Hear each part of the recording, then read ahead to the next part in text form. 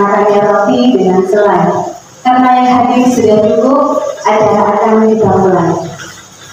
Assalamualaikum warahmatullahi wabarakatuh.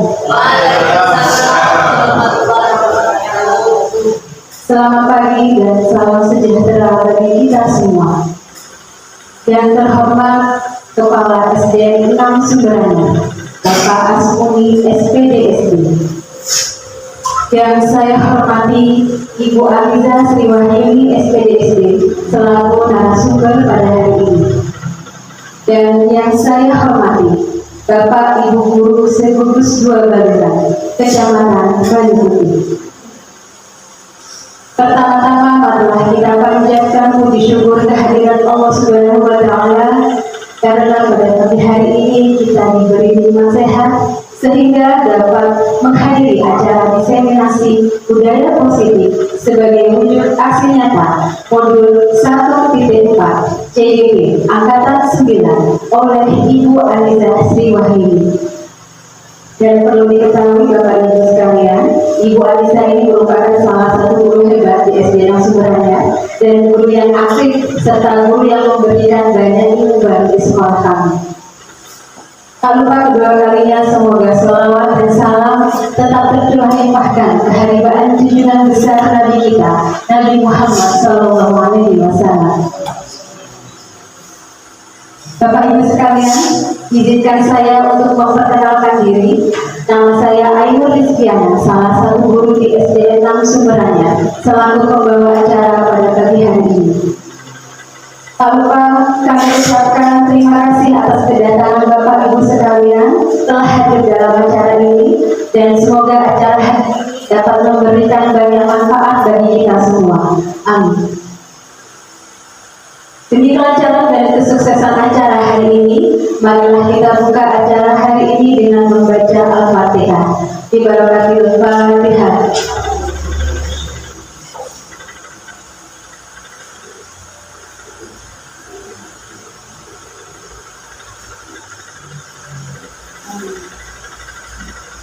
Untuk meningkatkan rasa nasionalisme kita, marilah kita menyanyikan lagu kebangsaan Indonesia Raya yang akan dipandu oleh Ibu Jemaati. Kepada beliau disilahkan.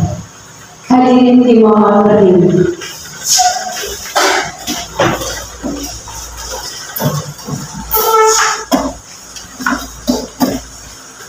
Marilah kita menyanyikan lagu Indonesia Raya dengan kebangsaan.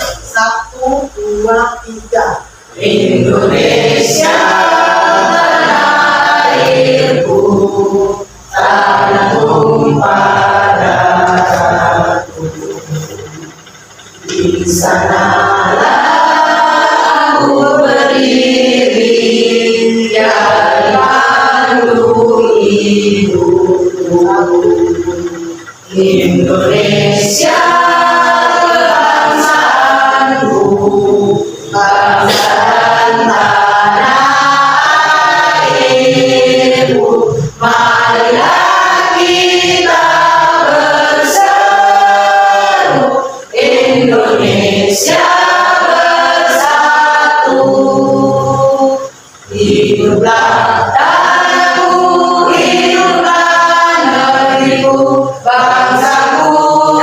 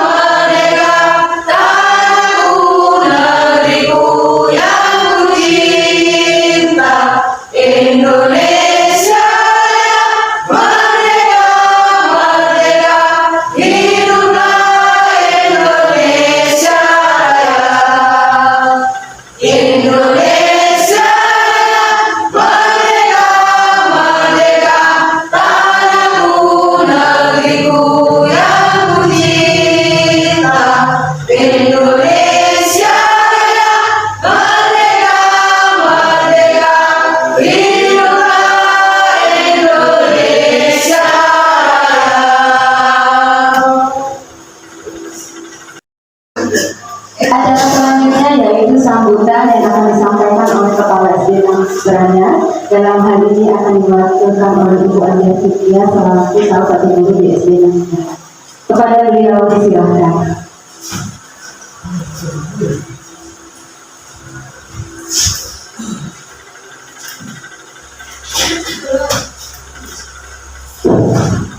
Bismillahirrahmanirrahim. Assalamualaikum warahmatullahi wabarakatuh.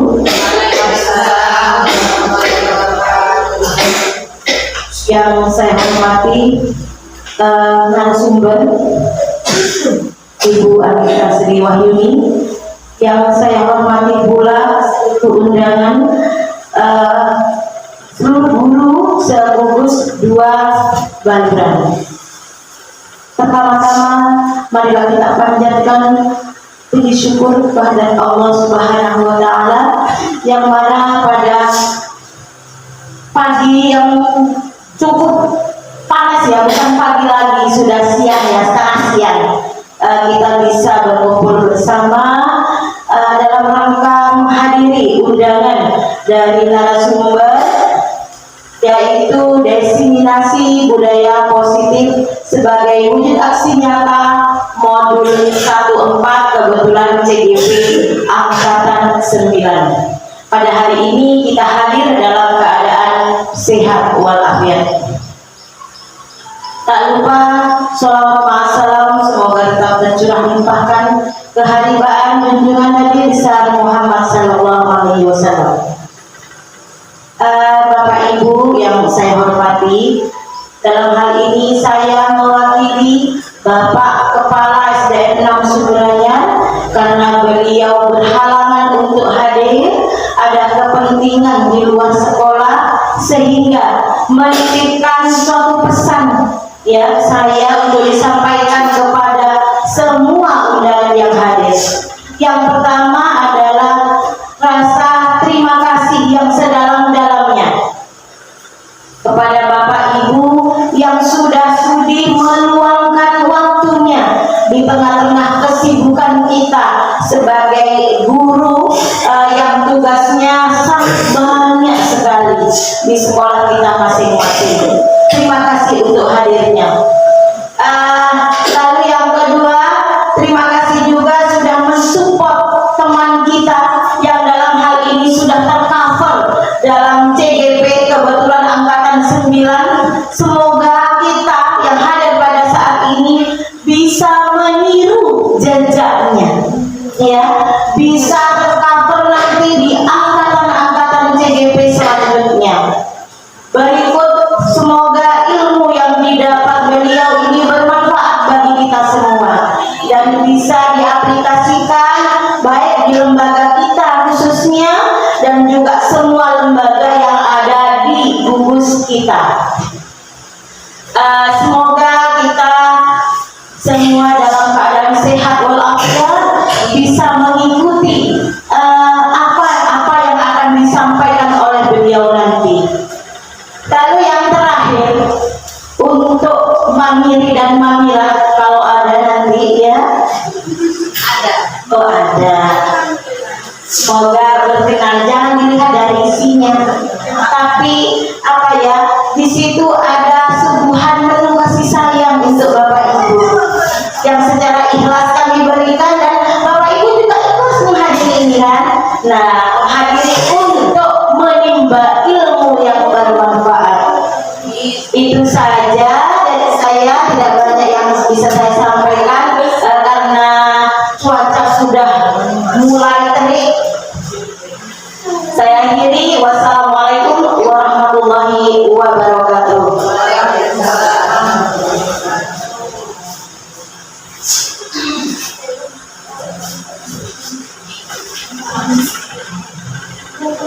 Terima kasih atas sambutan yang telah diberikan. Acara berikutnya yaitu pembacaan doa yang akan dipimpin oleh Bapak Titi. Kepada beliau disilakan.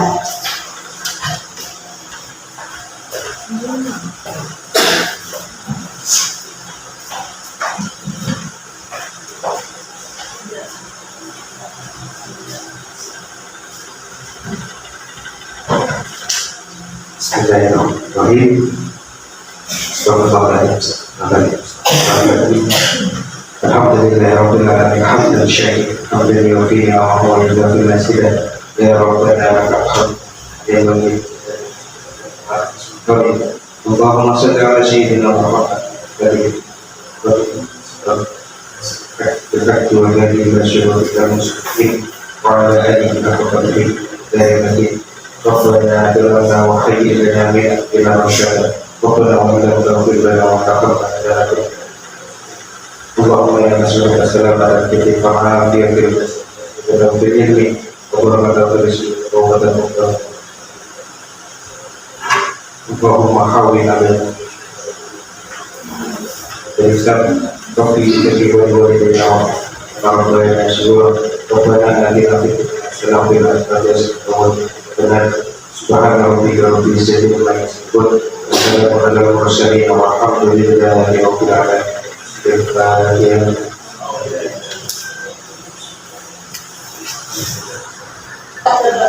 Sebelum memasuki acara inti, saya selaku pembawa acara mohon undur diri dan mohon maaf apabila ada sikap dan tutur kata yang kurang berkenan di hati Bapak Ibu sekalian.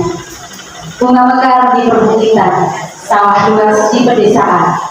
Terima kasih untuk perhatian, mohon maaf untuk kesalahan. Wabillahi taufiq wal hidayah. Wassalamualaikum warahmatullahi wabarakatuh. Untuk selanjutnya, acara sebelumnya saya serahkan kepada Ibu Anissa Wahyudi selaku narasumber untuk menyampaikan materi. Pada beliau disilahkan.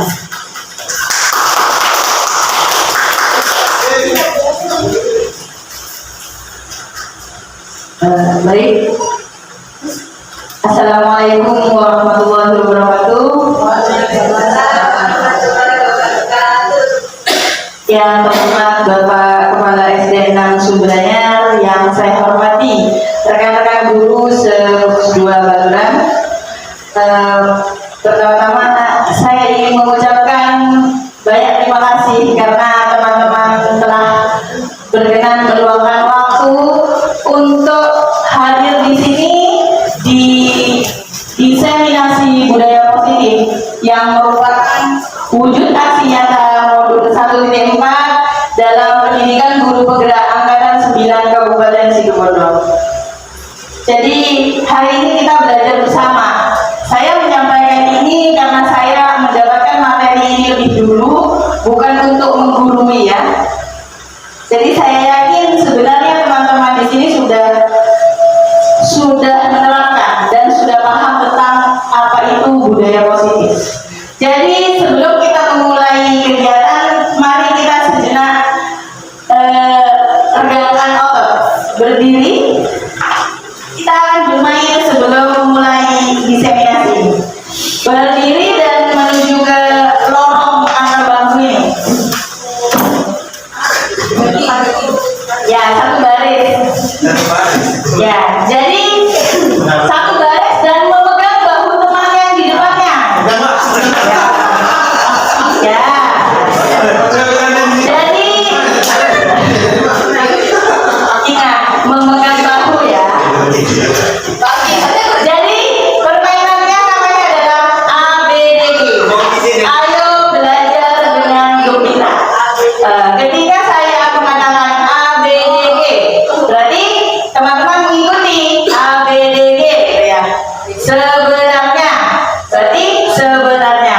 Gerakannya adalah sebenarnya. Kalau saya bilang kanan, maka lompat ke kanan.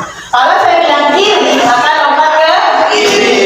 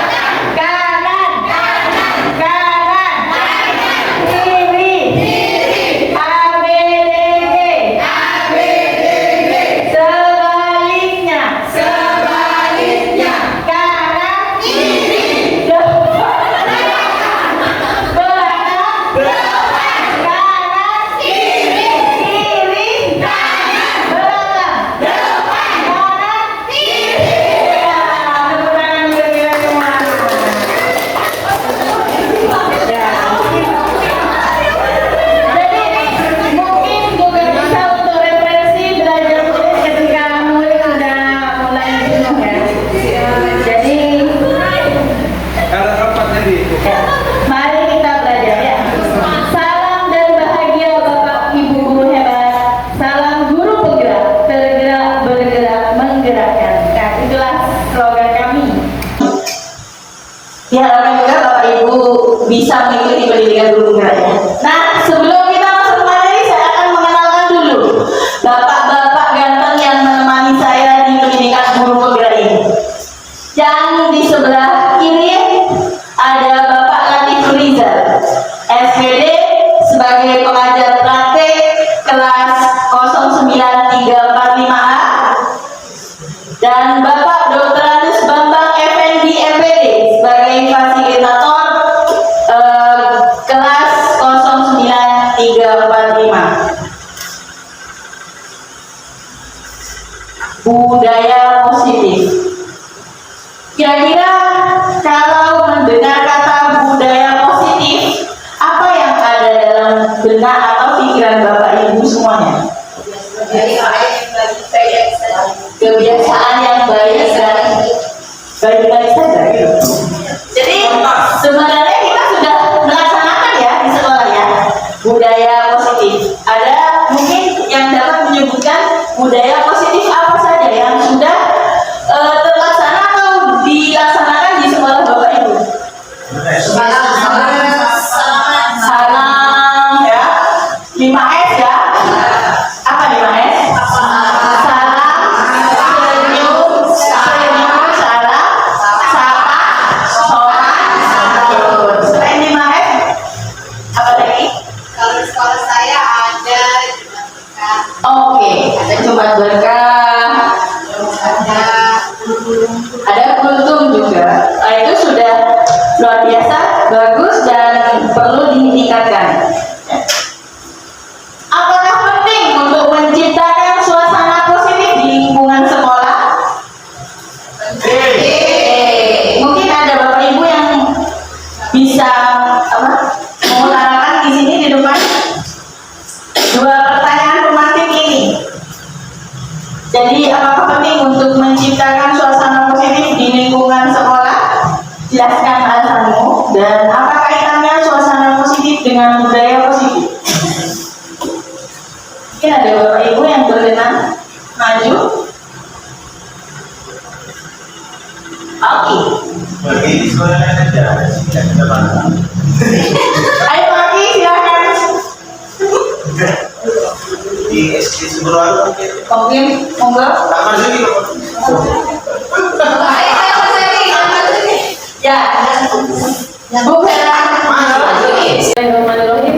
Menurut saya sangat penting untuk menciptakan suasana positif di sekolah, karena kalau sekolah sudah tercipta suasana positif, maka anak-anak akan semangat untuk hadir di sekolah, semangat untuk lebih belajar lagi di sekolah. Itu saja. Terus Kaitannya suasana positif dengan budaya positif. Kalau di sekolah itu sudah menerapkan budaya positif, insya Allah nanti suasananya juga akan positif. Seperti tadi 5S. Nah, sapa, senyum, jika sudah melakukan itu, kan otomatis suasananya juga menjadi lebih baik gitu. Itu Bu. ya, terima kasih ya Bu Vera. Mas. Nah, ini calon guru penggerak angkatan berikutnya ya sepertinya. Ya. Jadi memang sangat setuju ya dengan pendapat Bu Vera tadi bahwa ketika suasana sudah positif di lingkungan sekolah, maka akan membuat anak itu senang di sekolah. Ketika sudah menyenangkan, maka anak akan merindu dengan sekolah.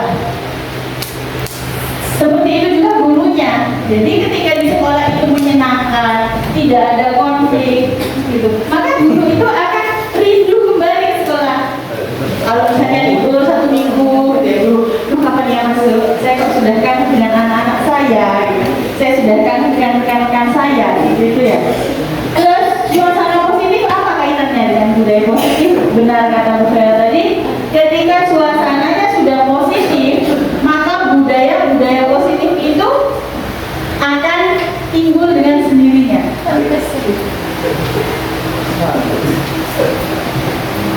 Nah ini ya, pengertian budaya positif yaitu pembiasaan hal yang baik, mencakup sikap atau perilaku maupun tutur kata oleh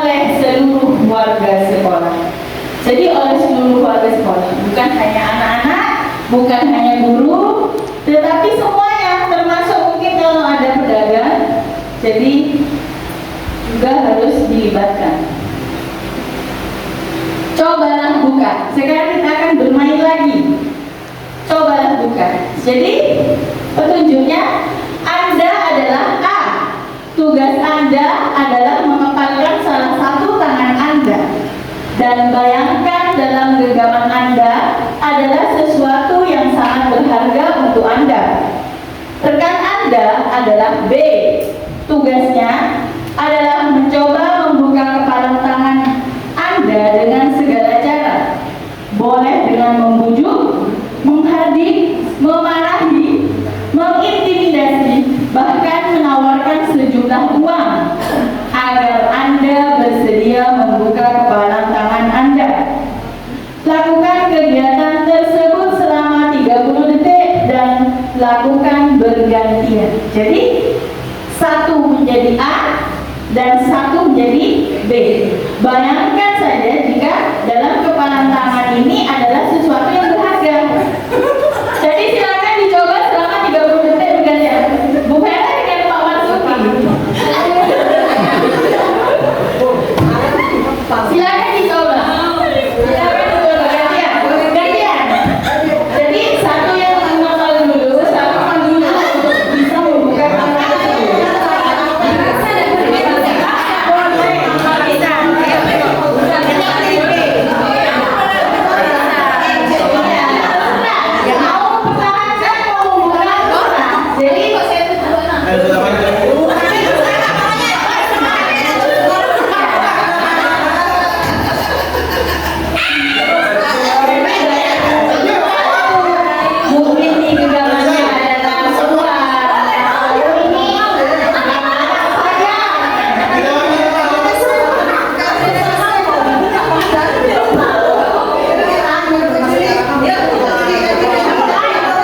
Dirayu ya Bapak Ibu, dirayu. Iya, mulai. Dirayu.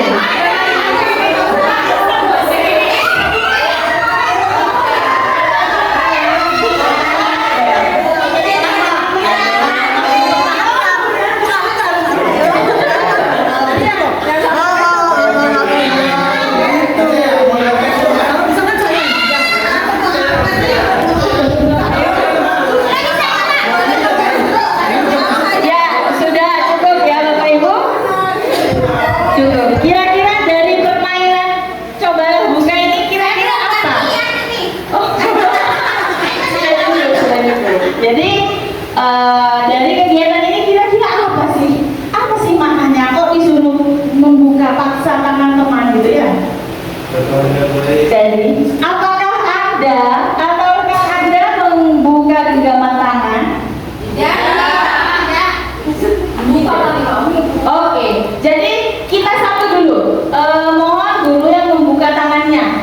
Yang membuka tangannya siapa tadi? Pak Oki, sini berikan alasanmu. Ya,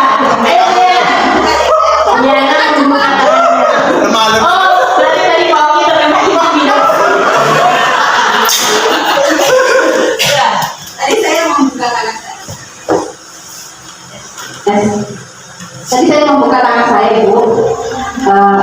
Tentunya tadi agak dipaksa juga sama Bu Nova ya. Karena saya yang di dalam tangan saya ini, di genggaman tangan saya ini, saya membayangkan adalah ini harta saya atau uang saya. Karena saya memang dikenal dengan orang yang suka memberi. Ya, tepuk tangan berarti Bu ya, saya berbagi ya. Saya menganggap bukan kata saya, kata teman saya, sebelah saya jiwa sosialnya tinggi. Jadi saya sedikit memberikan itu buka. Biar terjadi klik gitu lah ya. Terima kasih. Oke, berlanjut Ibu Yana. Terus tadi yang menutup Vera, ya. Siapa yang menutup? Bu Farida. Yang menutup.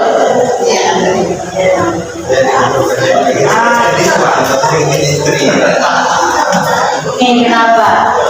Ya, karena saya itu tadi tetap menutup tangan saya karena saya merasa bagaimana ya, Sangat berharga gitu ya. Ya, sangat berharga. Saya mempertahankan.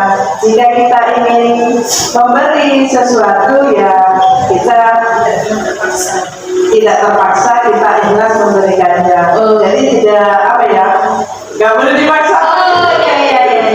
Jadi tidak bisa dipaksa gitu ya. Jadi kalau memang saya mau berikan itu nanti terserah saya gitu ya. Oke, terima kasih. Tunai untuk Ibu Farida. Ya, Bapak Ibu. Dalam kegiatan ini sesungguhnya siapa sih yang memegang kendali atau kontrol untuk membuka atau menutup genggaman tangan tadi? Diri sendiri. Jadi apakah karena paksaan jadi terpaksa? Apa karena saya membuka ini karena terpaksa gitu ya? Ada yang seperti itu? Jadi sebenarnya tadi karena ya, oke, saya terpaksa membuka karena dipengaruhi oleh Bu Vera. Jadi Bapak Ibu, sebenarnya ya itu hanya ilusi kontrol Pak Oki. Jadi tadi Pak Oki mengatakan bahwa tangannya dibuka karena terpaksa oleh Bu Vera. Itu hanya ilusi kontrol. Sebenarnya hati Pak Oki sendiri yang ingin membuka genggaman tangannya. Jadi sekuat apapun intimidasi, sekuat apapun paksaan, jadi kita tidak akan bisa terkontrol oleh orang lain selain ketika kita mengizinkan diri kita dikontrol seperti itu. Jadi menurut Dr. William Glasser itu merupakan ilusi, sama dengan kita sebagai guru yang merasa dapat mengontrol murid. Itu semua hanya ilusi. Ilusi bahwa semua penguatan positif, efektif dan bermanfaat. Oh, jadi tidak semua penguatan positif itu efektif dan bermanfaat ya Bapak Ibu. Ketika siswa kita tidak mengizinkan dirinya dikontrol oleh kita, maka itu tidak akan terjadi. Berikutnya ilusi bahwa kritik dan membuat orang merasa bersalah dapat menguatkan karakter. Misalnya ketika saya mengkritik Bu Yana, kerudung kamu jelek ganti gitu ya. Misalnya ya Bu Yana, maaf ya Bu Yana. Jadi sebenarnya Bu Yana tidak akan merasa terintimidasi atau karakternya terganggu ketika Bu Yana tidak mengizinkan kata-kata saya mengontrol dirinya. Yang berikutnya juga ilusi bahwa orang dewasa memiliki hak untuk memaksa. Jadi kadang-kadang kita sebagai guru merasa bahwa kita punya hak untuk memaksa anak. Seperti itu juga ketika kita menjadi orang tua ya. Padahal nyatanya kenapa kok anak mau dipaksa ya karena anak mengizinkan kita untuk memaksanya. Jadi kalau lama-lama dipaksa maka akan terjadi pemberontakan.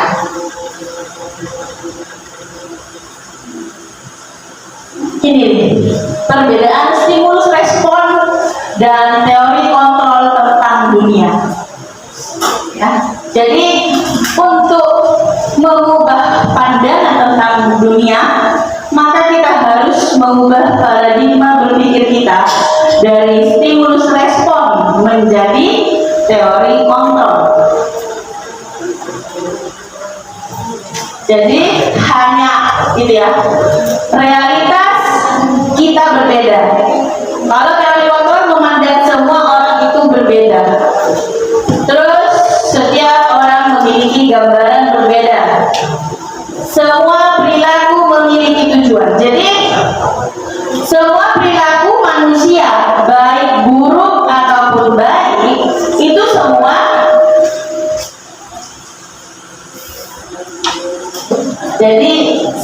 perilaku manusia, baik ataupun buruk, itu memiliki tujuan. Jadi tujuannya apa? Tujuannya adalah untuk memenuhi kebutuhan hidupnya, memenuhi kebutuhan dasarnya. Nah, disiplin positif untuk menciptakan budaya positif, maka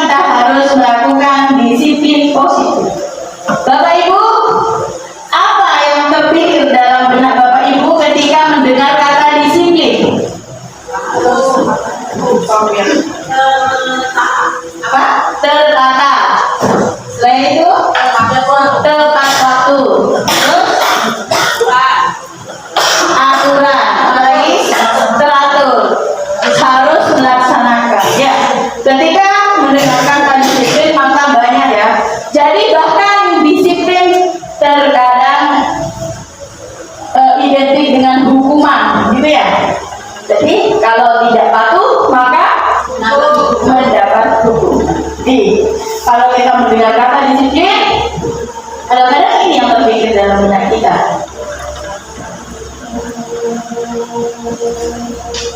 Ya. Itu disiplin sebenarnya berasal dari bahasa Latin. Disciplina artinya belajar. Jadi disiplin itu dapat membuat seseorang menggali potensinya menuju sebuah tujuan, sesuatu yang dihargai dan bermakna. Ya.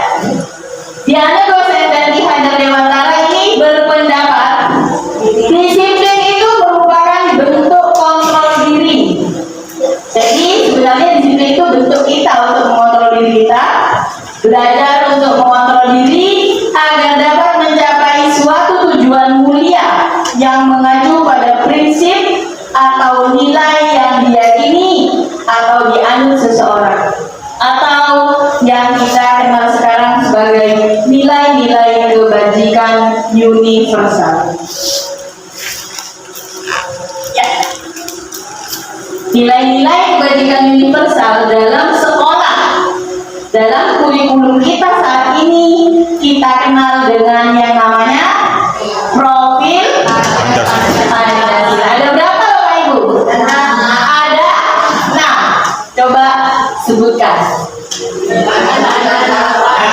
Oke, baiklah kita nyanyikan bersama-sama yuk. 1, 2, 3. Pancasila beriman dan bertakwa pada Tuhan yang Esa dan berakhlak mulia, berkepentingan global, gotong royong mandiri, kreatif dan bernalar kritis. Nah, nilai-nilai kebajikan yang banyak sekali itu dalam kurikulum Merdeka dimampatkan menjadi 6 dimensi. Jadi, yang namanya nilai kebajikan ini di sekolah tidak hanya kita nyanyikan bertepuk tangan bersama anak-anak ya Bapak Ibu, tapi diterapkan sebagai bentuk untuk menuju budaya positif.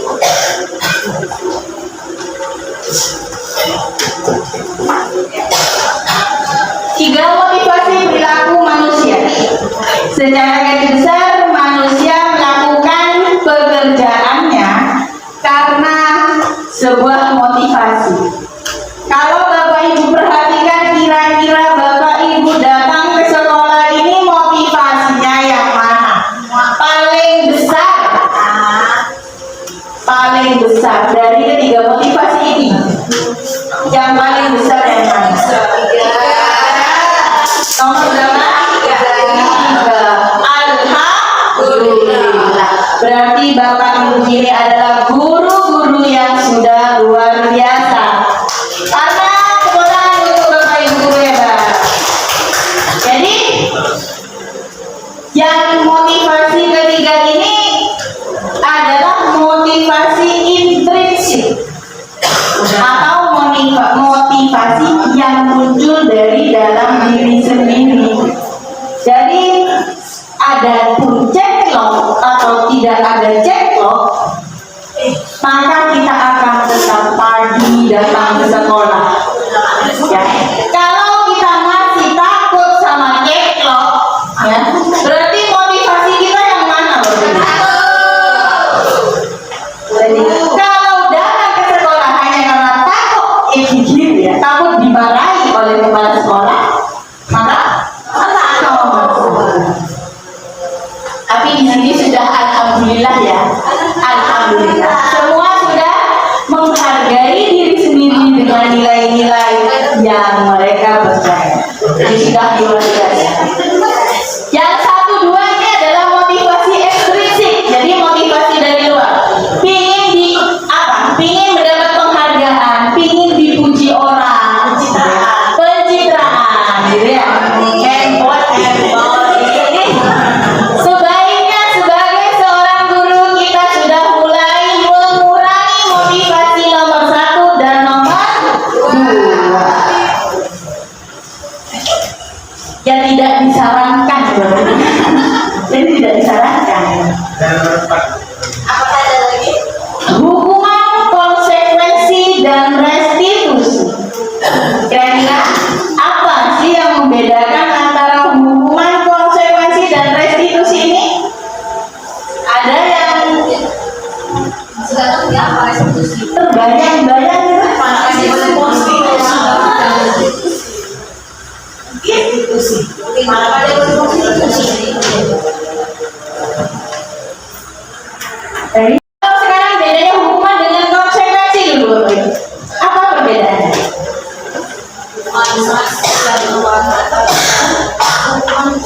Hukuman bisa berupa hukuman fisik atau psikis. Kalau konsekuensi berupa apa? Oh ya, konsekuensi adalah sesuatu yang harus dia tanggung akibat dari dia yang perbuatan dari perilakunya. Betul, luar biasa ya, sudah pintar-pintar. Memang luar biasa sekali. Jadi hukuman, sanksi, dan restitusi. Jadi kalau hukuman itu sudah merupakan identitas gagal. Jadi itu gagal, berarti siswa gagal. Kalau menghukum siswa berarti kita apa ya? Menjudge atau menghakimi bahwa siswa tersebut gagal, salah. Beda dengan sanksi dan restitusi, ini adalah disiplin positif. Perbedaannya adalah, jadi hukuman itu sesuatu yang menyakitkan harus terjadi. Kalau konsekuensi itu sesuatu yang harus terjadi. Restitusi merupakan sebuah pilihan. Terus kalau hukuman ini dibuat sepihak oleh guru, jadi guru yang membuat hukuman itu guru. Jadi pokoknya di situ guru yang paling benar sudah. Kalau konsekuensi ini dibuat antara kesepakatan murid dan guru. Jadi ada sebab, ada akibat. Kalau restitusi yang buat siapa? Murid. Jadi restitusi yang buat siapa? Murid, dengan difasilitasi oleh guru. Jadi restitusi itu kalau apa sih? Dari murid untuk murid oleh murid. Dari murid oleh murid untuk murid. Ya.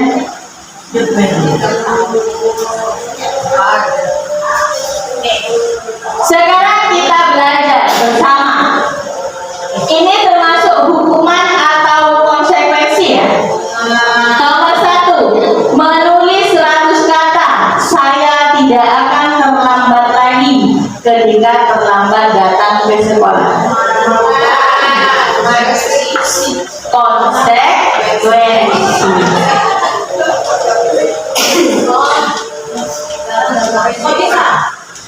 Ya, karena konsekuensinya dan tidak menyakiti secara lama dan relevan gitu ya. Jadi relevan. Jadi sanksi yang diberikan itu relevan. Ada komik. Kenapa harus dia?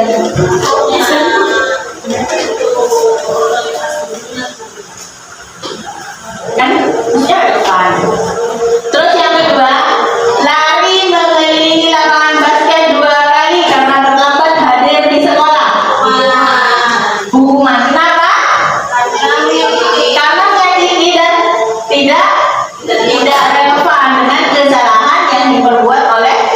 siswanya. Yang ketiga, membersihkan coretan yang dibuat di atas meja. Konsekuensi. Yang keempat, diminta push up ketika terlambat 10 menit pelajaran PJOK.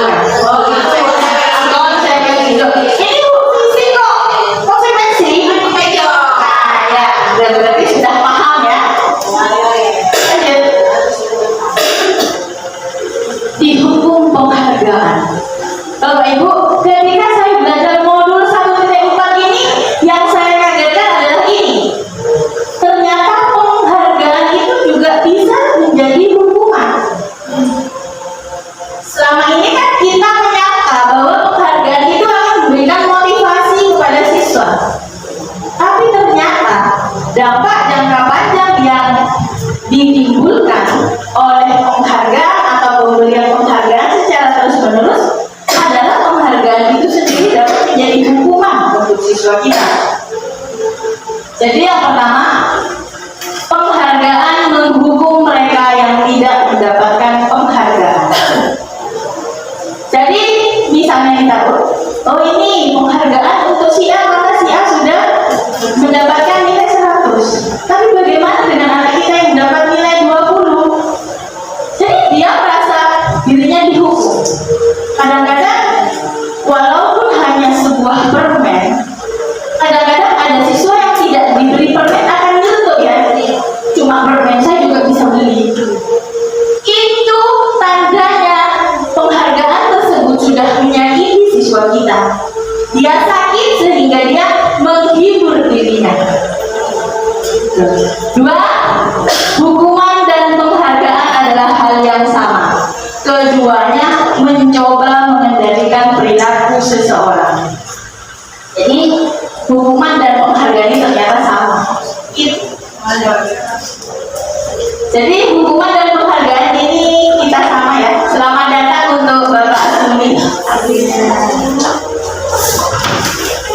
Jadi hukuman dan penghargaan ini adalah jalan ninja kita sebenarnya untuk dapat mengendalikan siswa. Padahal itu mengendalikan siswa adalah sebuah apa tadi? Ilusi. Ya. Tiga, jika guru sedang memberikan penghargaan pada muridnya, maka kemungkinan besar muridnya hanya termotivasi ingin mendapatkan penghargaan. Jadi kalau sering-sering memberikan penghargaan, maka besok nanti dikasih apa lagi ya sama guru ya? Aku mau dapat 100 aja, biar dapat lagi, gitu ya. Jadi motivasinya sudah tidak lagi dari dalam dirinya, tapi karena ingin mendapat penghargaan. 4. Jika sering diberikan, maka murid akan bergantung pada penghargaan tersebut. 5. Mereka yang percaya bahwa mereka tidak memiliki kesempatan untuk mendapatkan penghargaan, maka akan berhenti mencoba. Jadi putus asa. Tidak ada lagi. Bila sudah, aku tidak dapat apa-apa gitu. Jadi itu sebenarnya bentuk kekecewaan murid kita ya.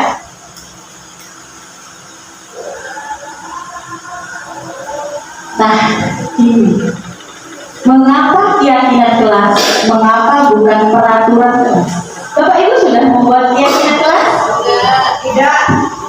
Tuh, ada yang sudah. Dalam proses pembuatannya sudah melibatkan siswa atau bu guru ketik-ketik aja terus ditempel, anak disuruh tanda tangan? Ya, kesepakatan atau keyakinan kelas. Sudah melibatkan siswa? Apa hanya Pak Guru yang ditempel, anak-anak itu tanda tangan, itu kesepakatan kelas harus dilaksanakan? Tidak. Jadi urut rembuk gitu ya? Harus sudah.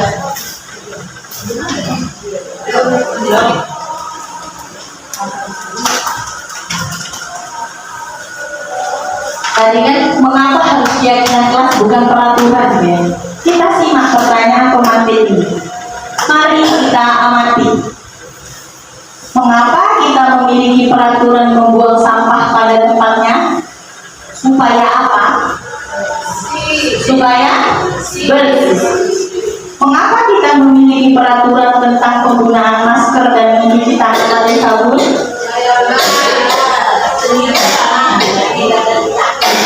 Supaya kita tidak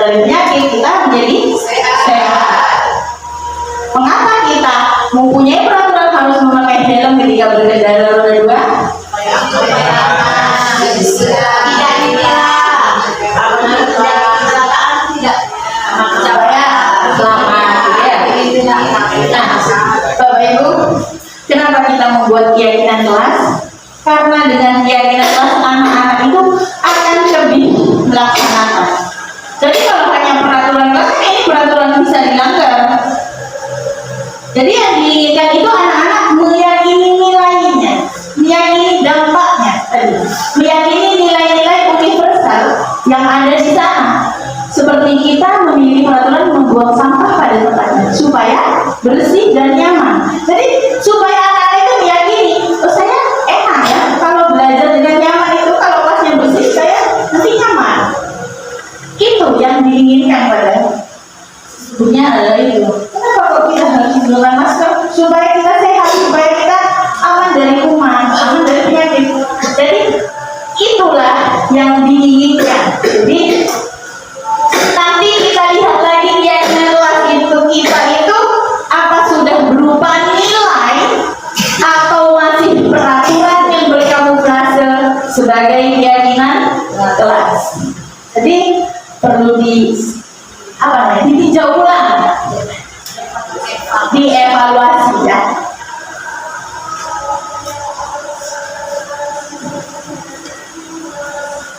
Nah, tadi kan katanya sudah buat keyakinan kelas ya Bapak Ibu. Mari sekarang kita urutkan langkahnya. Jadi urutkan langkah pembuatan keyakinan kelas berikut. Monggo silakan, Bu Yana bisa dibantu bagikan post-itnya ini. Setiap orang supaya mengurutkan satu-satu diberi nama. Di atasnya diberi nama gitu ya. Jadi diurutkan. Kita belajar bersama. Karena waktu itu terus terang saya juga salah menebaknya di sana. Karena saya memang belum buat.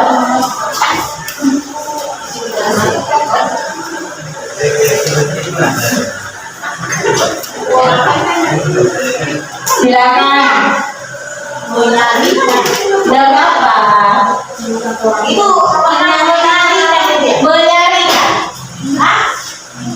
Menyarikan. Mensarikan. Jadi dari peraturan-peraturan itu tadi bisa dicari sarinya itu supaya menjadi nilai-nilai kebajikannya tadi, nilai-nilai kebajikan yang dimaksud tadi kayak memakai helm gitu misalnya ya. Pada saat berkendara nilainya apa? Keselamatan.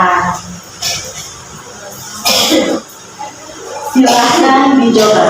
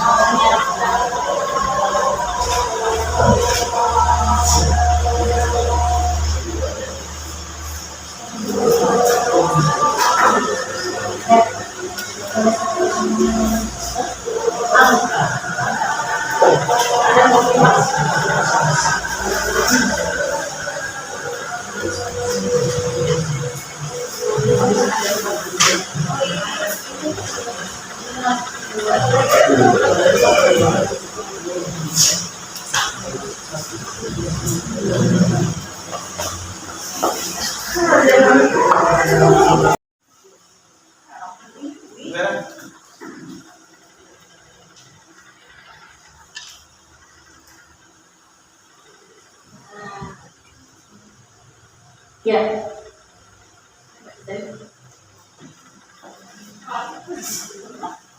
Ya, Ibu, ternyata jawaban dari Bapak Ibu ini sangat bervariasi ya. Bagaikan ada yang seperti sepur.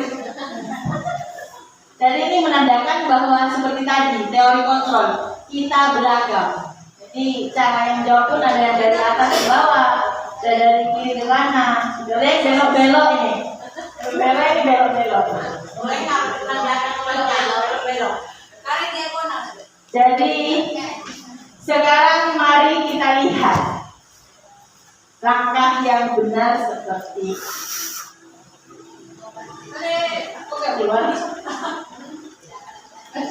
lewat. Nah, ini 4, 2, 1. Oh, ini punya Bu Yulianti ini nih hampir ya. 4, 2 sudah benar.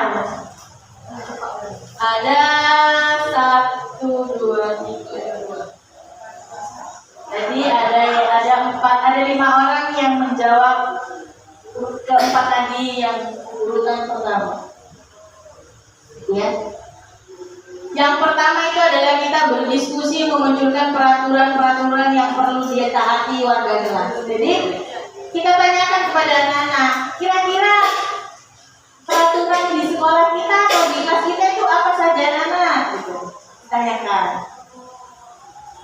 Nah, tentu jawaban anak-anak kan ada yang berupa kalimat positif, ada yang berupa kalimat negatif. Biasanya tidak buang sampah sembarangan Bu, tidak datang terlambat Bu, tidak memukul teman. Jadi yang masih berupa kalimat negatif itu berikutnya kita ubah jadi kalimat positif. Misalnya tidak datang terlambat, kalimat positifnya apa? Tidak buang sampah sembarangan. Nah, itu. Jadi, kenapa kok dijadikan kalimat positif? Karena kita ingin membangun mindset anak menjadi orang yang berbudaya positif.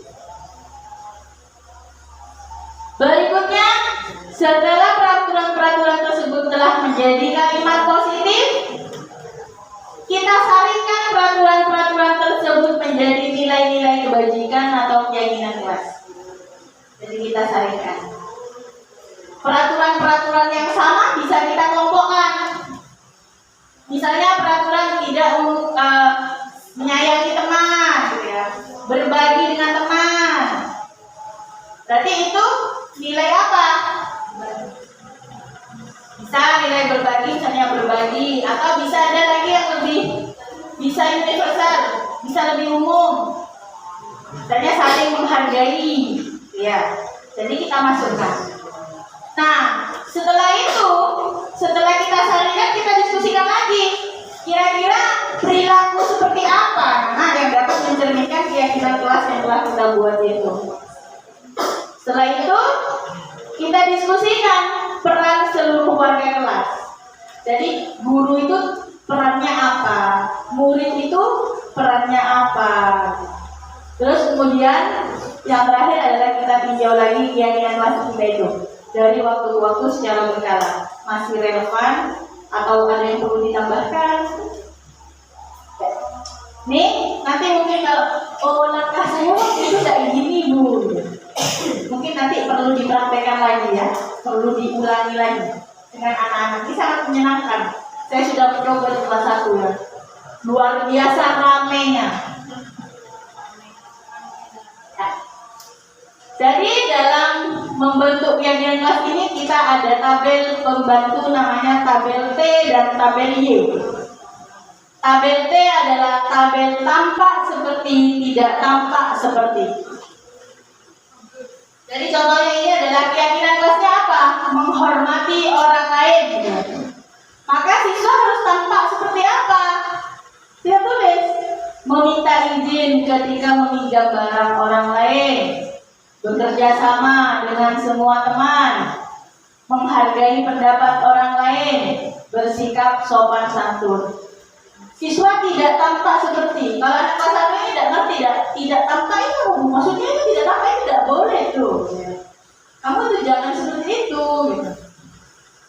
Mengambil barang orang lain secara paksa, pilih-pilih teman gitu ya, dan seterusnya Pak. Ini adalah tabel Y. Terdengar berperilaku dan terlihat. tadi saling menghormati, terdengar seperti apa kalau berbicara, gitu ya. Berbicaranya harus sudah berdasarkan keyakinan puas, gitu. Jadi, ayo saya bantu. Terima kasih, misalnya ya. Permisi. Jadi perilakunya, ucapannya, dan tingkah terlihat oleh kita itu sudah benar-benar mencerminkan keyakinan puas. Tapi tentunya tidak mudah ya Bapak Ibu. Tidak segampang membalikkan telapak tangan. Butuh perjuangan dan doa. Berperilakunya juga sama gitu ya. Jadi tersenyum ramah. Terlihatnya juga berempati terhadap perasaan orang lain, memegang barang orang lain ketika sudah minta izin. Jadi ini adalah alat untuk membuat keyakinan puas.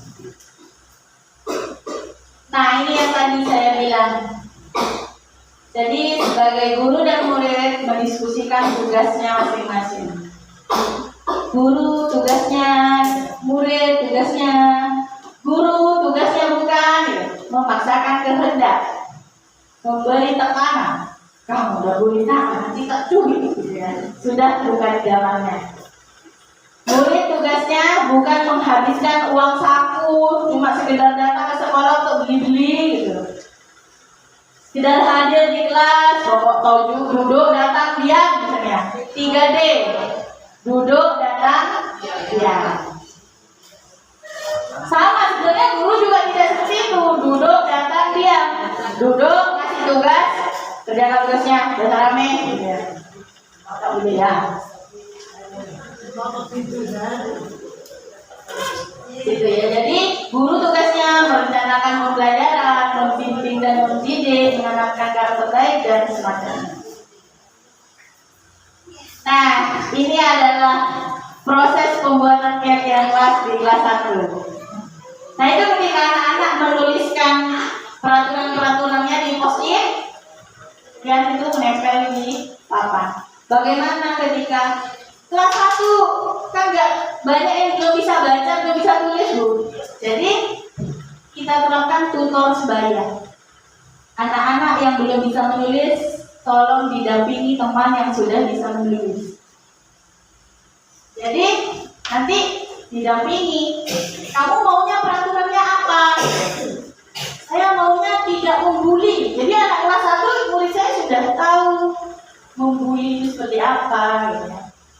Ditulis nanti membuli tulisannya seperti apa. Nah, temannya yang sudah bisa baca tulis itulah yang gitu ya. Jadi anak-anak akan senang. Kalau di kelas tinggi tentu lebih mudah ya. Sudah lebih mudah. Nah ini. Jadi saya menggunakan tabel T saya. Tabel T saja, tidak menggunakan tabel T.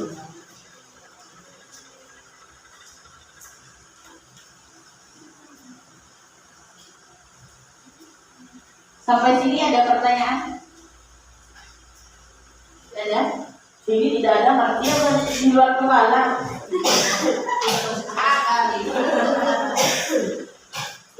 Bapak Ibu, jadi perilaku anak didik kita, perilaku peserta didik kita, baik itu positif ataupun negatif, tujuannya adalah satu, yaitu dalam rangka memenuhi kebutuhan dasar hidupnya. Jadi anak-anak kita berperilaku ini hanya untuk memenuhi 5 kebutuhan dasar manusia ini.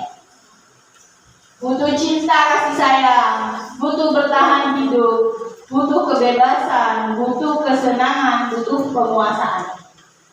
Jadi kalau ada anak kita yang bertingkah di luar nalar misalnya, jadi kita perlu selidiki lagi, perlu observasi lagi, kira-kira ini anak ini kebutuhan apanya sih yang kurang gitu ya.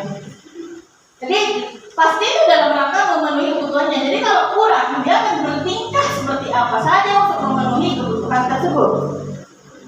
Tugas kita adalah untuk memfasilitasinya mendapatkan kebutuhan. Studi kasus. Bimo, seorang anak TKB, selalu berlari keluar kelas menuju jalan raya di depan sekolahnya yang ramai dengan kendaraan. Nah ini kalau di sini diganti hafizan. Tingkahnya membuat guru Bu Ani bingung dan seringkali lari mengejarnya. Nah ini beberapa kemungkinan jawaban dari Bimo. Nah, aku senang mengejar jalan dengan ibu guru, seru, kata si Bimo. Nah, ketika menjawab ini, kira-kira Bimo tadi lari keluar kelas untuk memenuhi kebutuhan hidupnya yang mana?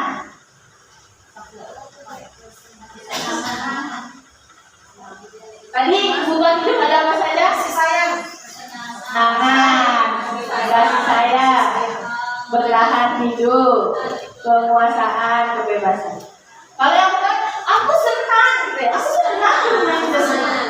Apa kira-kira? Kesenangan. Terus ketika Bimo lari lagi keluar kelas, misalnya dia jawab begini, ibu guru kejar aku karena ibu guru sayang aku.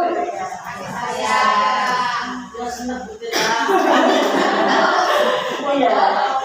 Terus lain hari misalnya Bimo, aku hebat kan? Aku bisa loh membuat ibu guru mengejar aku.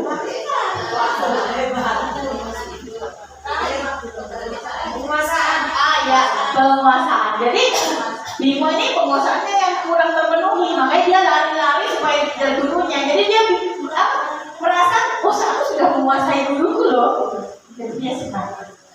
Terus ini lagi, aku bosan belajar mewarnai terus bilang, aku bosan. Ya kalau Hafizah terus, aku bosan.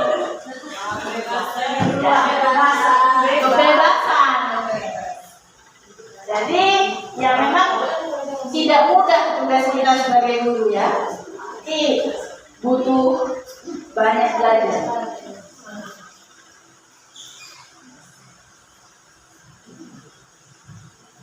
Lima posisi kontrol guru terhadap murid. Sebelum memasuki ini, saya ingin Bapak Ibu berkelompok, membentuk 3 kelompok, membuat keyakinan kelas bersama.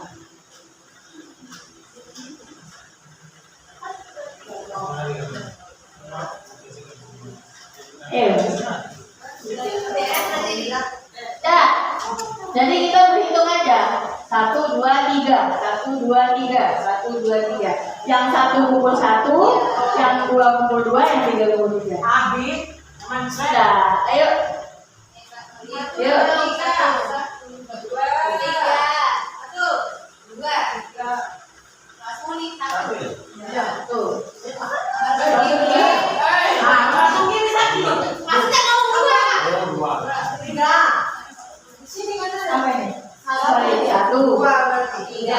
1, 2, 3. Ya, silakan yang 1 kumpul dengan 1, yang 2 kumpul dengan 2.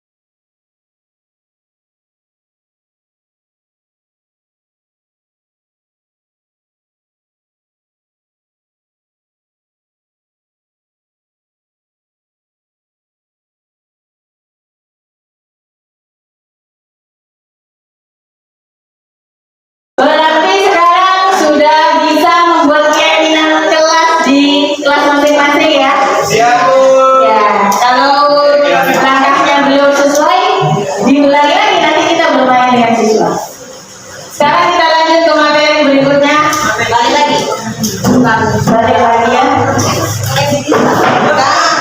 Tidak boleh dikenakan terus. Kembali ke atas.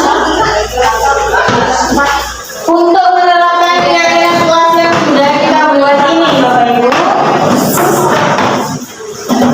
kita memiliki kontrol ya. 5 posisi kontrol guru terhadap murid. Ada penghukum, pembuat rasa bersalah, sebagai teman, pemantau, dan manajer.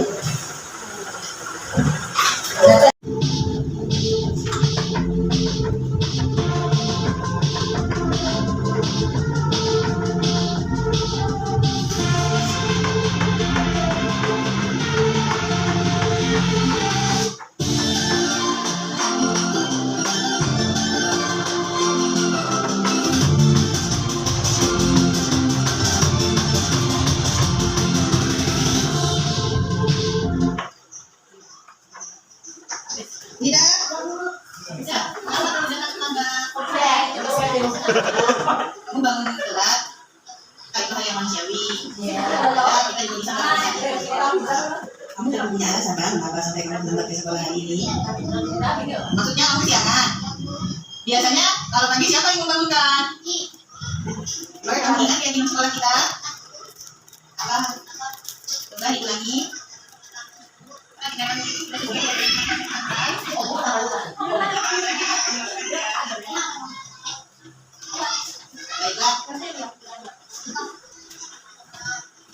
Sudah, silakan sekarang kamu masukkan sudah.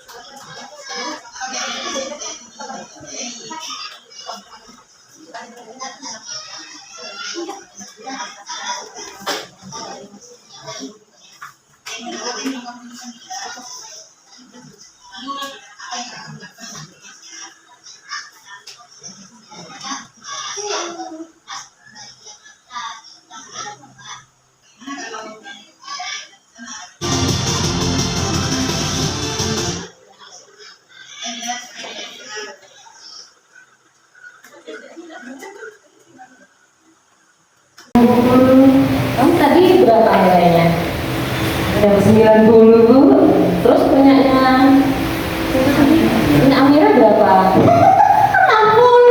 Gimana saya Bu? Terus tadi Amira dia makan sama Amira. Enggak, saya cuma bilang dapat 60, saya dapat 90. Makanya belajar yang baik. Kayak saya sih belajarnya yang baik gitu Bu. Enggak apa-apa ya Bu. Tapi Amira enggak apa-apa tadi. Nangis. Amiranya nangis. Amiranya nangis Bu. Aduh, gimana itu Bu ya? Kira-kira menurut Alia, ya, Amira kenapa kok nangis itu? Iya, cengeng kelum ya Bu ya. Aku juga bilang gitu kan ya, kerja Bu. Kerja. Iya. Lain kali jangan diulangi ya Alia. Enggak boleh ya Bu. Yang dilakukan Alia tadi itu sama saja dengan mengejek hasilnya punya Amira. Oh ya Bu. Jadi Alia melanggar keyakinan kelas yang mana itu? Tadi kan membuat nangis ya Bu. Iya. Jadi membuat teman tidak senang ya Bu. Nah betul. Terus tidak menghargai ya Bu. Nah, itu sudah tahu. Oh gitu ya Bu. Kira-kira apa yang akan Alia lakukan supaya tidak terulang lagi? Supaya Amira menghargai temannya? Ya saya tidak akan mengolok-olok Bu. Nah bagus ya. Iya. Kalau ada nilainya yang lebih kecil dari Alia gimana? Saya akan beri semangat Bu. Iya Iya, bagus. Tidak boleh mengolok lagi ya. Iya Bu, iya. Ya, saling menyayangi ya. Iya Bu. Terima kasih. Ya, tepuk tangan dulu ya.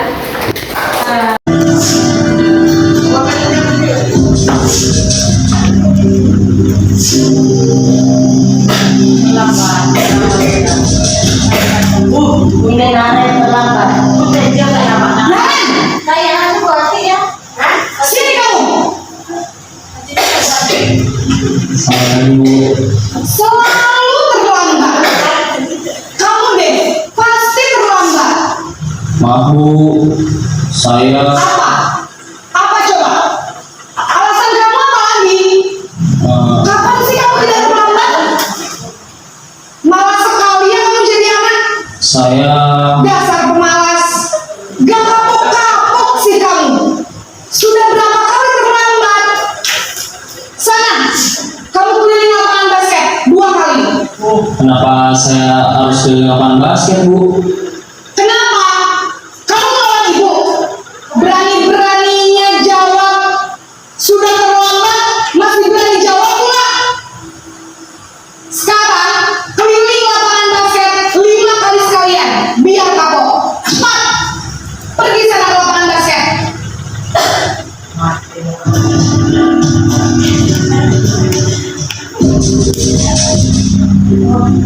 Ini posisi kedua, membuat rasa bersalah.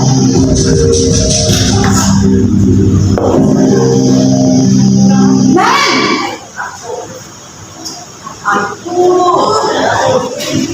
Selamat pagi Bu. Naren. Kamu kenapa terlambat lagi, nak? Ya Tuhan, Naren. Kamu senang ya bikin ibu susah ya? Kalau kamu terlambat lagi, nanti ibu yang ditegur bapak kepala sekolah, nak. Bisakah ibu tidak bisa membina kamu? Duh, gimana ini? Maaf Bu, Duh, Gusti Naren. Kamu suka ya kalau ibu ditegur bapak kepala sekolah? Terus, sekarang ibu harus tulis apa yang di buku absen? Ini kamu sudah sering terlambat loh. Ibu harus apa coba? maaf Bu, maaf sekali. Ya sudah, lain kali jangan bikin ibu susah lagi ya nak ya. Ibu tidak akan kuat lagi kalau kamu begini terus. Bisa jantungan kalau ibu ditegur bapak kepala sekolah. Sana cepat ke kelas. Maaf ya Bu, maaf sekali. Posisi membuat rasa bersalah, berbicara dengan nada tenang.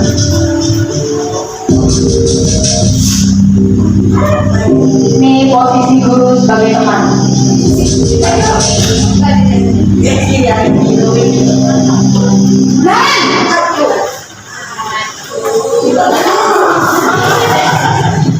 Selamat pagi Bu. Wah, sudah jam berapa ini nak?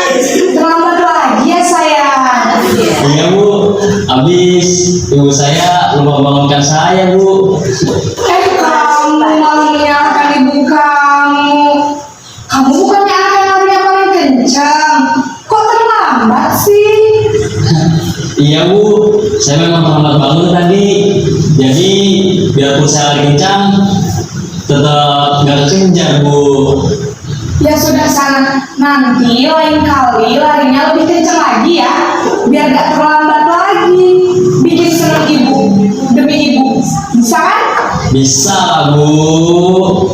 Ya sudah sana masuk kelas. Ibu beresin urusan absen kamu. Kamu ini ada-ada saja.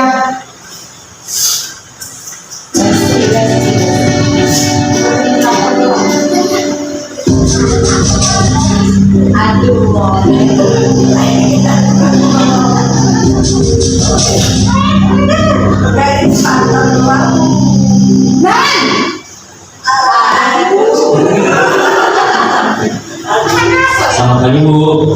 Naren, apa peraturan sekolah kita tentang jam berapa kita harus masuk sekolah, nak? Kita harus di sekolah jam 7 Bu. Iya betul, sekarang sudah jam 7.20. Naren sudah tahu konsekuensinya jika terlambat hadir. Paham Bu, saya harus tinggal kelas pas jam istirahat selama 20 menit. Iya benar, konsekuensinya demikian. Jadi nanti jam 9.30 pas istirahat, kamu harus tinggal di kelas, kerjakan tugas tambahan untuk ketertinggalan kamu, ya? Baik Bu.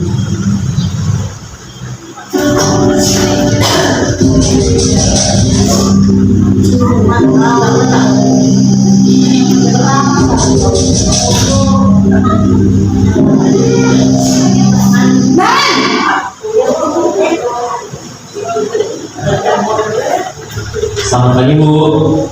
Selamat pagi Naren. Maaf Bu, saya terlambat. Iya, sekolah masuknya jam 7, sekarang sudah jam 7.20. Jadi sekarang bagaimana nih Naren? Maaf Bu, saya lupa setel alarm saya semalam. Baiklah, menurut kamu, keyakinan sekolah yang mana yang perlu kamu tingkatkan? Menghargai diri sendiri dan orang lain mungkin ya Bu. Setuju. Jadi, apakah Naren meyakini prinsip saling menghormati tersebut? Iya Bu, saya meyakininya. Apakah Naren bersedia memperbaiki masalah keterlambatan ini? Bersedia Bu. Bagaimana kamu akan perbaiki masalah keterlambatan ini? Saya akan coba untuk tidak lupa menyetel alarm saya Bu. Baik, kalau Naren lupa menyetel alarm di rumah, ada orang yang kira-kira bisa bantu mengingatkan tidak? Ada Bu, kakak saya, Kak Emma. Ada lagi selain Kak Emma? Selain Kak Emma, ada ibu saya. Baik, jadi yang mengingatkan Naren adalah Kak Emma dan ibu kamu ya? Kira-kira akan mulai start alarm kapan nih Naren? Setelah pulang sekolah, akan segera saya lakukan. Baik, jadi Naren akan setel alarm untuk bangun besok pagi dan akan diingatkan oleh kakak dan ibunda Naren ya. Ada lagi yang mungkin perlu dilakukan Naren agar tidak terlambat bangun lagi? Tidak ada Bu. Baik Naren, terima kasih untuk kerjasama kamu. Sekarang kamu perlu kembali ke kelas untuk belajar. Baik Bu, terima kasih.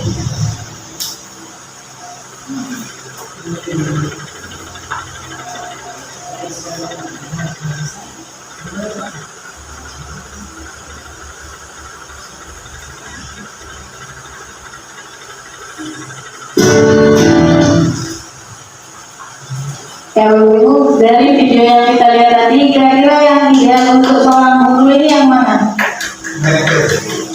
Yang manajer ya. Jadi kita sebagai seorang guru sudah tidak lagi boleh dalam posisi kontrol penghukum, pembuat rasa bersalah, bahkan menjadi posisi kontrol teman pun sebaiknya dihindari.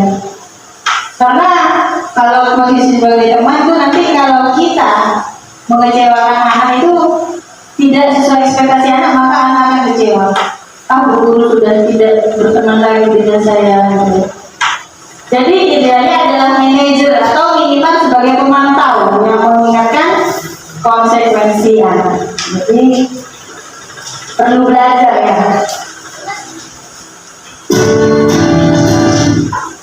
Jadi untuk menerapkan sebagai posisi manajer tadi kita mengingatkan keyakinan kelas kita, yaitu caranya adalah dengan segitiga restitusi.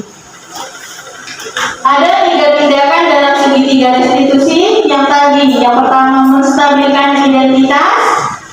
Jadi menstabilkan identitas, mengembalikan identitas anak dari identitas gagal.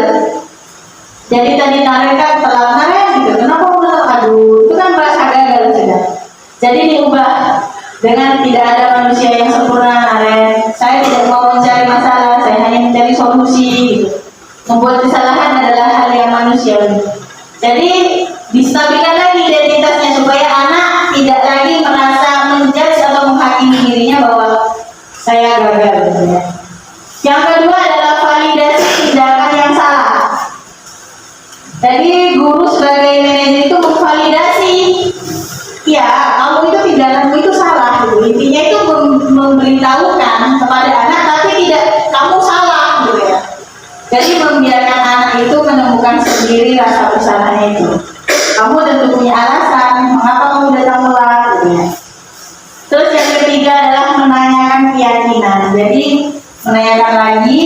keyakinan kelas kita apa gitu. Jadi inilah langkah-langkah tadi kan sebagai manajer, langkahnya menggunakan segitiga restitusi.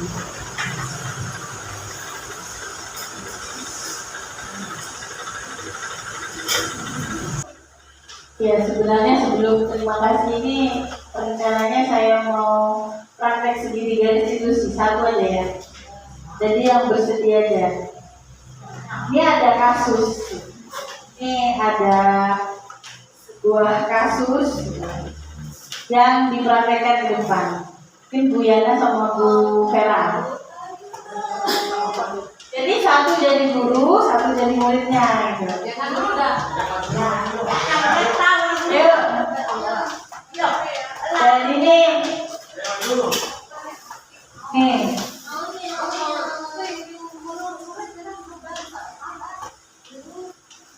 Jadi ini sudah ada.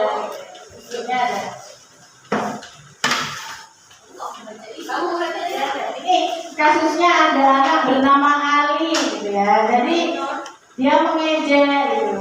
Mengejek. Ya, Bapak Ibu, tadi itulah ya diseminasi tentang budaya positif, tentang keyakinan kelas, 5 kontrol guru dan segitiga restitusi.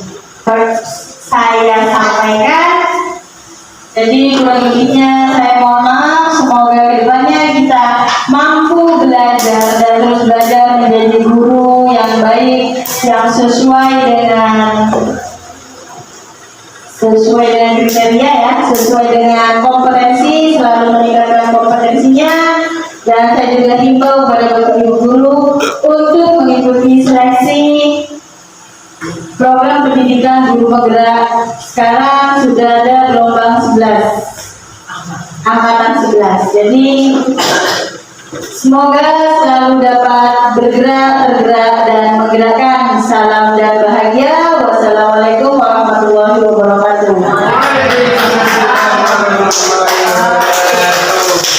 Assalamualaikum warahmatullahi wabarakatuh. Perkenalkan, nama saya Ainur Rizkiana dari SD 6 Sumberanyar. Setelah menyimak materi yang telah disampaikan oleh Bu Anissa Sri Wahyuni tadi, perasaan saya sangat senang sekali dan tentunya saya juga mendapatkan banyak ilmu baru tentang budaya positif. Contohnya tadi tentang segitiga restitusi, tentang keyakinan kelas, dan juga tadi tentang posisi kontrol guru, disertai juga dengan contoh-contoh penerapannya. Jadi kedepannya insya Allah saya beserta dengan guru-guru yang lain akan menerapkan budaya positif tadi di sekolah kami. Terima kasih. Assalamualaikum. Assalamualaikum warahmatullahi wabarakatuh. Nama saya Jumaatin. Perasaan saya senang setelah mengikuti diseminasi dari Ibu Anissa Sri Wahyuni karena mendapatkan banyak hal baru. Untuk kedepannya saya akan menerapkan di SD saya seperti itu. Terima kasih. Assalamualaikum warahmatullahi wabarakatuh. Assalamualaikum warahmatullahi wabarakatuh. Perkenalkan, nama saya Siti Humaira dari SDN 6 Sumberanyar. Dari hasil presentasi Bu Yun di sini, saya sangat senang sekali di mana saya mendapatkan ilmu-ilmu yang baru, yaitu tentang diseminasi budaya positif. Nah, di dalam diseminasi budaya positif ini saya belajar tentang bagaimana langkah-langkah dalam membuat keyakinan kelas itu yang benar. Nah, di situ kita diajari secara runtut oleh Bu Anissa Sri Wahyuni dan belajar tentang segitiga restitusi serta tentang kontrol guru. Nah, dari beberapa hal tersebut semoga kita semua guru bisa menerapkannya di sekolah kita. Nah, untuk itu sekian dan terima kasih. Kurang lebihnya mohon maaf. Wassalamualaikum warahmatullahi wabarakatuh. Assalamualaikum warahmatullahi wabarakatuh. Perkenalkan, nama saya Ati Olivia dari SDN 6 Sumberanyar. Setelah menyimak materi dari Ibu Anissa Sri Wahyuni tadi, perasaan saya sangat senang karena di sana saya dapat menerima banyak ilmu baru tentang budaya positif. Contohnya tadi tentang segitiga restitusi, tentang pembuatan keyakinan kelas, serta posisi kontrol guru disertai contoh dan penerapannya. Untuk selanjutnya, saya beserta guru-guru lain akan menerapkan budaya positif tadi di sekolah kami. Terima kasih. Wassalamualaikum warahmatullahi wabarakatuh. Assalamualaikum warahmatullahi wabarakatuh. Nama saya Vera Okta Aprianti, saya dari SDN 6 Sumberanyar. Saya sangat senang sekali telah mengikuti kegiatan diseminasi oleh Bu Anissa Sri Wahyuni, CGP Angkatan 9. Beliau tadi menyampaikan materi tentang budaya positif, di mana di dalamnya dibahas tentang motivasi dan juga disiplin positif, ada pemenuhan kebutuhan dasar, juga 5 posisi kontrol dan segitiga restitusi. Tadi Bu Yu menyampaikan materi dengan sangat baik, detail dan juga menyenangkan. Kedepannya insya Allah akan saya terapkan apa yang saya terima tadi di kelas. Semoga budaya positif di sekolah akan terwujud sehingga merdeka belajar akan terasa di lingkungan kita. Terima kasih Bu Yuyun, semangat terus. Assalamualaikum warahmatullahi wabarakatuh. Nama saya Anjar Fitria, guru dari SDN 6 Sumberanyar. Setelah saya mengikuti sosialisasi atau workshop yang telah disampaikan oleh Ibu Anissa Sri Wahyuni, saya merasa yakin dan lebih bersemangat serta sangat bersyukur sekali dengan adanya tambahan ilmu yang telah beliau sampaikan kepada kami semua. Adapun isi dari workshop tadi yaitu diantaranya tentang segitiga restitusi, keyakinan kelas, serta kontrol guru yang dipaparkan melalui beberapa contoh yang sudah dilaksanakan di lembaga sekolah. Kami berjanji setelah pelaksanaan workshop ini, kami akan berkolaborasi dengan semua guru di lembaga kami. Kami akan melaksanakan apa-apa yang sudah kami dapatkan dari workshop tersebut. Terima kasih banyak atas ilmunya dan terima kasih banyak atas pengalamannya. Semoga menjadikan kami menjadi guru yang lebih baik lagi. Terima kasih. Wassalamualaikum warahmatullahi wabarakatuh.